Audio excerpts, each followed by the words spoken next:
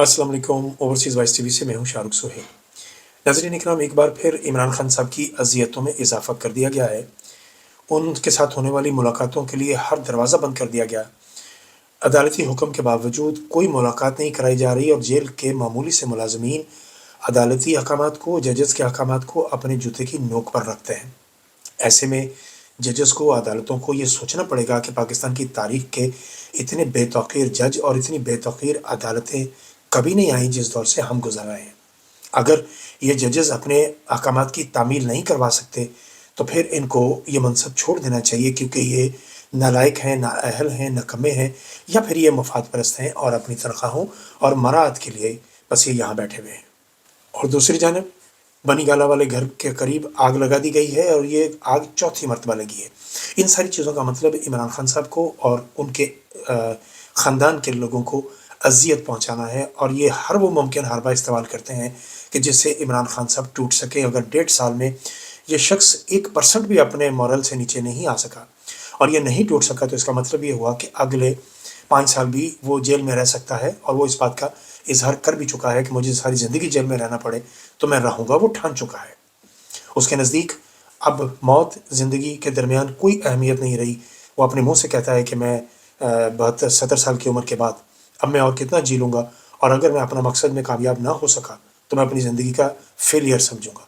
और इमरान खान वो आदमी है जिसने किसी भी मैदान में आज तक शिकस्त नहीं खाई। अल्लाह ताला ने उसको इस तरह की किस्मत दी है कि वो जिस मैदान में भी उतरा है वो फ़ातेह हुआ है। आज भी इमरान खान का बयानिया ही जीत रहा है और किसी की किसी बात की कोई अहमियत ही नहीं समझी जा रही। आप हर दिन देखते हैं कि कोई ना कोई भाषण दिया जाता है किसी न किसी जानिब से, लेकिन आवाम इन तमाम भाषणों को अपनी जूते की नोक पर रखते हैं, सिर्फ इसलिए कि आवाम इस बात को जान चुके हैं कि इमरान खान जो जिस पर प्ले बॉय का कभी लेबल था और फिर वो मुर्शिद की हैसियत तक अगर आया है, तो इसके पीछे बहुत सारी तपस्या है, इसके पीछे बहुत सी कुर्बानियाँ हैं। शानदाना गुलजार ने एक दिन कहा था कि जितनी कुर्बानी तहरीक इंसाफ के लिए या इस पाकिस्तान के लिए इमरान खान ने दी है, शायद ही किसी ने दी हो। गुज़श्ता दिनों आपने देखा कि वो टोपियों वालों की जब किसी ने तस्वीर शाया की, वो मस्खरे शहबाज शरीफ की और ज़रदारी की, तो बख्तावर भुट्टो ने एक इमरान खान साहब की प्रोटेक्शन शील्ड जिसको कहते हैं उसका मजाक उड़ाया था।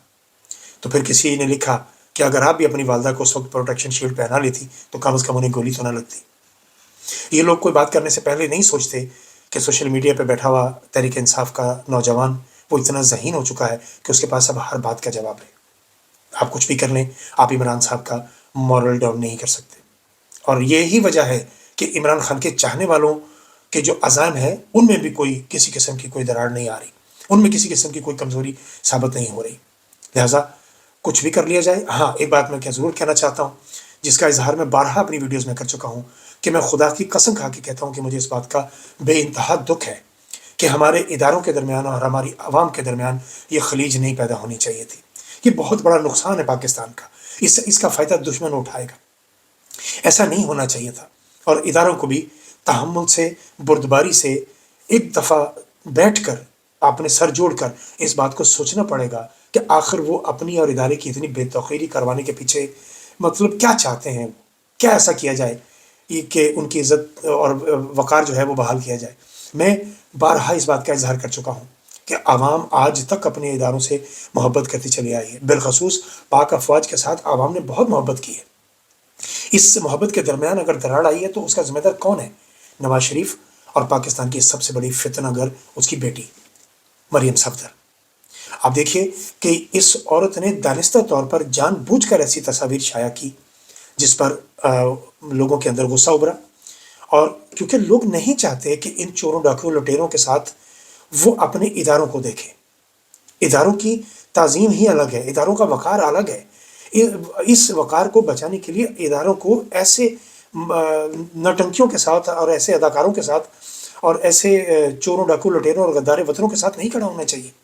इदारा क्यों ये बात बोल रहा है कि ये वही नवाज शरीफ है जिसने हाज़िर service chief of the army staff general Parvez Musharraf के जहाज़ को अपने ही वतन में उतरने से रोक दिया था। इसने वो उस जहाज़ का रुख इंडिया की जानिब यानी दुश्मन ममालिक की जानिब मोड़ने के लिए हुक्म दिया था। आप ये बात क्यों भूल जाते हैं? खुदा का वास्ता है, वापसी कीजिए। मैं बार बार इस बात का इजहार करता हूँ कि वापसी कीजिए। ये लोग नौटंकियाँ आज हैं, कल नहीं होंगे, लेकिन इस इदारे ने तब तक रहना है जब तक पाकिस्तान का वजूद सलामत है। खुदा इसको सलामत रखे, हमारी तो यही दुआ है। लेकिन मैं इसमें फिर एक दफ़ा इल्तिजा कर रहा हूँ कि खुदा के लिए वापसी कीजिए। इदारों को सोचना पड़ेगा इस बारे में, इनके पीछे मत लगिए।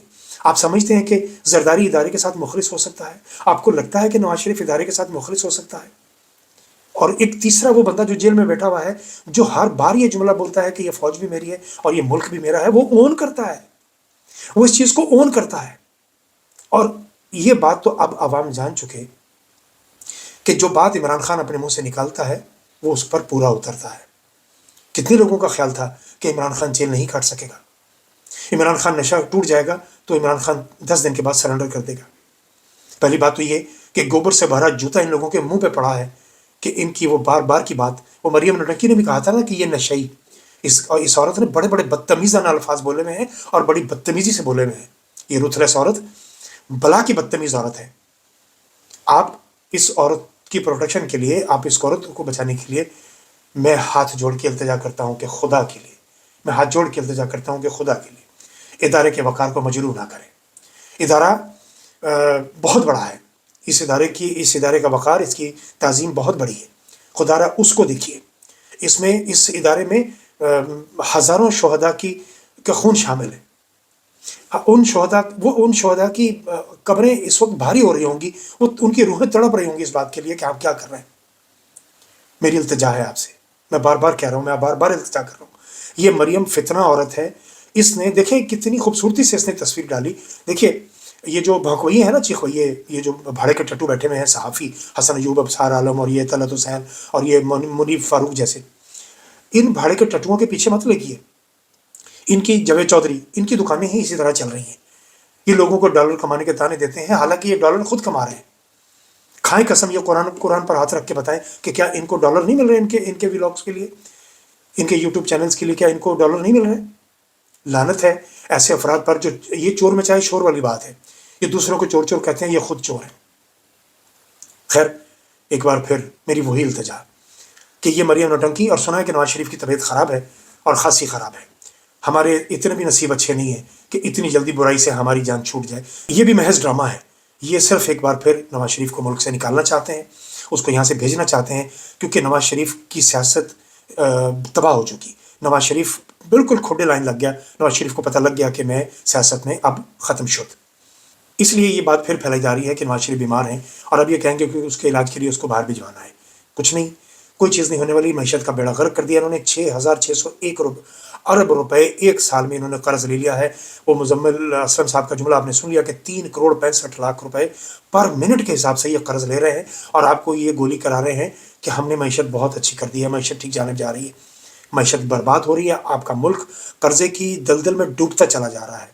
आप यकीन कीजिए इसमें से निकलना बहुत मुश्किल हो जाएगा। अब इसमें से अफ़गानिस्तान के तालिबान के साथ, पाकिस्तान की मईशत के साथ, इंटरनेशनल सतह पर ताल्लुकात की बहाली के लिए पाकिस्तान में सिर्फ एक शख्स है जिसको दुनिया के दूसरे ममालिक के लोग भी उसको सराहते हैं, उसको मानते हैं कि वो लीडर है। उसका नाम इमरान अहमद खान न्याजी है। आप उसको वापस नहीं लेके आते तो जब तक वो वापस नहीं आता तब तक पाकिस्तान का नुकसान बढ़ता चला जाएगा और इसका नुकसान आवाम को है। इस अशराफिया को कोई नुकसान नहीं होगा। इनके अरबों डॉलर, 600 अरब डॉलर से ज़्यादा इनके दूसरे ममालिक में पड़े हुए हैं। इन्हें फ़र्क नहीं पड़ता, ये अपने जहाज़ों में बैठेंगे और यहाँ से दफ़ा हो जाएंगे। इनके तो मुंह काले हो जाएंगे और वैसे भी कुदरती तौर पर भी इनके मुंह काले हो चुके।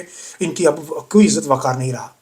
लेकिन जिन्होंने यहाँ रहना है, जिन्होंने इस मुल्क में रहना है और ड्यूटियाँ करनी है, उन्हें इस बारे में ज़रूर सोचना चाहिए यार, ठंडे दिल से। प्लीज़ खुदा के लिए इसको सोचिए। और आखिर में तहरीक इंसाफ ग्रैंड अलायंस बनाने जा रही है, जो कि बन भी रहा है। बहुत अच्छी बात है, होना भी चाहिए। वो तमाम जमातें जिनके साथ ज़्यादती हुई है उनको साथ लेके चलिए। शायद खाकान अब्बासी साहब को सुना है कि उसकी सरबराही दी जा रही है। फजल रहमान कह रहे हैं कि सरबराही मुझे दोगे तो मैं शामिल होऊंगा। पाकिस्तान तहरीक इंसाफ अपने पैर पर कुल्हाड़ा मारेगी अगर वो फजल रहमान जैसे मुनाफिक आदमी को सरबराही देगी। फजल रहमान को अव्वल तो इस इत्तेहाद में लेना ही नहीं चाहिए। फजल रहमान सियासी बंदा ही नहीं है, ये सियासत का बंदा ही नहीं है। ये बंदा जिनका है आपको बहुत अच्छी तरह पता है कि ये किसका आदमी है और ये उन्हीं के लिए ड्यूटी करता है। ये इत्तेहाद में आएगा और ये काम ख़राब ही करेगा और ये ट्रक की बत्ती को इतना लंबा खींच के ले जाएगा कि तहरीक इंसाफ का नुकसान होगा। फजल रहमान को इस इत्तेहाद में बिल्कुल नहीं लेना चाहिए। ये दौरे हज़र का अब्दुल्ला बिन उबई है, ये मुनाफिक तरीन आदमी है। ये सिर्फ अपना मुफाद देखता है। आप देख लीजिए 26वीं आईनी तरमीम के हवाले से इसने क्या किया। اس نے کتنے ہفتے تحریک انصاف کے لوگوں کو اپنے پیچھے لگائے رکھا، رات 2 3 بجے تک اس کے در دولت پر میٹنگیں ہوتی رہیں۔ آخر میں کیا ہوا کہ اس نے کہا آئینی ترمیم تو ویسے بھی انہوں نے پاس کرا ہی لینی ہے، تو پھر ہم ووٹ دے ہی دیتے ہیں۔ بھائی تم کم از کم ووٹ نہ دیتے، وہ پاس کروا بھی لیتے تو تمہارا قد بڑھ جاتا کہ دیکھو یار فضل الرحمان نے نہیں دیا ووٹ، لیکن وہ پہلے سے طے شدہ تھا کہ ووٹ انہوں نے دینا ہی تھا۔ اور دوسری سب سے بڑی منافق جماعت اگر پاکستان میں کوئی دوبارہ ابھری ہے تو وہ پیپلز پارٹی ہے۔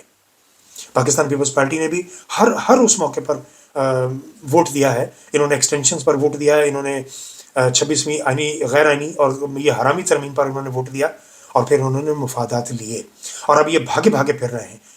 محسن نقوی نے جو درگت بنوائی تھی پاکستان کی اس پوسٹ کی، اس وزارت کی، اب اسحاق ڈار بھی وہی کچھ کرنے امریکہ جا رہے ہیں، اور اب دیکھیے گا چند دنوں میں اسحاق ڈار جیسے ہی وہاں پہنچیں گے تو ایک بار پھر پاکستان کا تمسخر اڑایا جائے گا۔ یہ لوگ اس قابل نہیں ہے کہ یہ انٹرنیشنل سطح پر اور خاص طور پر ٹرمپ جیسے آدمی کے سامنے کھڑے ہو کر یہ اپنے مطالبات منوا سکیں۔ ٹرمپ نے 4 سال حکومت کی اور پھر باقی کے 4 سال اس نے پورا ہوم ورک کیا۔ وہ دیکھیے کیا کچھ طے کر کے آیا تھا، اور اس نے آتے ہی پوری دنیا کو مصیبت میں کھڑا کر دیا ہے۔ یہ ہوتی ہے ورکنگ۔ وہ چاہے اپنے مفادات کے لیے کرے، بنتا ہے، ہر ملک کا بنتا ہے کہ وہ اپنے مفادات کے لیے کام کرے، کرنا بھی چاہیے، اور اللہ آپ کو بھی توفیق دے، آپ بھی اپنے ملک کے مفاد کے لیے کام کریں۔ لیکن آپ تو ڈالروں کے لیے کام کرتے ہیں، آپ تو پیسے کے لیے کام کرتے ہیں، مال لوٹتے ہیں، دوسرے ممالک میں لے جاتے ہیں۔ یعنی دوسرے لفظوں میں یہ کہ ایسٹ انڈیا کمپنی تو آج بھی پاکستان میں بیٹھی ہوئی ہے، فرق صرف اتنا ہے کہ وہ اپنے چہرے اٹھا کے وہاں لے گئے، اور آپ جیسے کے چہروں کو انہوں نے لا کے سامنے بٹھا دیا۔ آپ وہی مال آپ لوٹ کے جا کے ان کے ممالک میں رکھتے ہیں، ان کی موجیں لگی ہوئی ہیں، ان کی معیشت تگڑی ہو رہی ہے اور پاکستان ڈوبتا چلا جا رہا ہے۔ بہت سی باتیں اور خبریں ہیں، لیکن چونکہ وقت ہو چکا ہے تو اس لیے اس کو یہیں سم اپ کرتے ہیں اس ولاگ کا۔ آپ سے التماس ہے کہ میرے چینل کو سبسکرائب کر لیجئے، اپنے دوستوں کے ساتھ شیئر کر دیجئے، اور گھنٹی کا بٹن ضرور دبا دیجئے۔ ابھی تک کے لیے اتنا ہی، باقی باتیں اگلے ولاگ میں۔ بہت شکریہ۔